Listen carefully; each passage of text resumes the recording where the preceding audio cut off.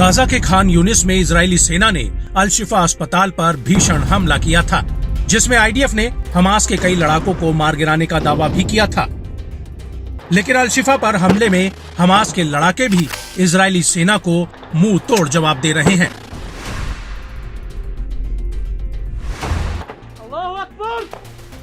और इसी कड़ी में अल शिफा अस्पताल के पास हमास के लड़ाकों और इजरायली सेना के बीच भीषण भिड़ंत हुई है।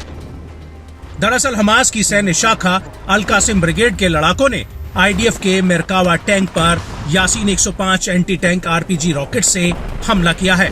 ये हमला तैल अल हवा के पश्चिम में हुआ है और अल कासिम के अलावा अल कुद्स के लड़ाकों ने भी पश्चिमी खान यूनिस में घुसपैठ कर रहे इजरायली सैनिकों पर मशीन गन और एंटी टैंक गोलों से हमला किया है। यह हमला अल हिलाल अल कादीम स्ट्रीट पर हुआ है।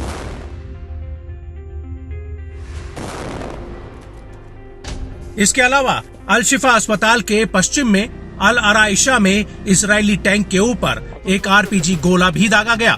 अल कुद्स का कहना है कि उसने यहां पर इजरायली सेना के जमावड़े पर 60 mm मोर्टार गोलों से हमला किया है।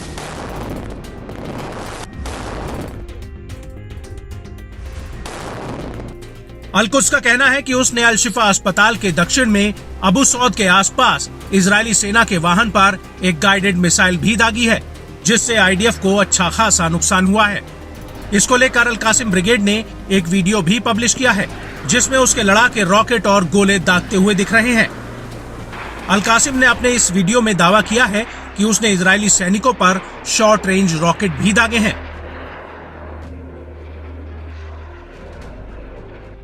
आपको बता दें कि अल कासिम ब्रिगेड का यह भी दावा है कि उसने नहाल और सेटलमेंट कॉम्प्लेक्स में इजरायली सेना के लॉजिस्टिक्स और सिक्योरिटी फैसिलिटी पर हमला किया है और हमास के इन हमलों को देखते हुए अब इजरायली सेना के गाजा में ऑपरेशन पर कई सवाल उठ रहे हैं।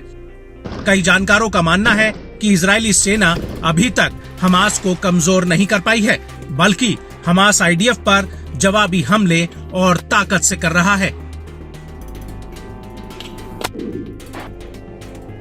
बिस्मिल्लाह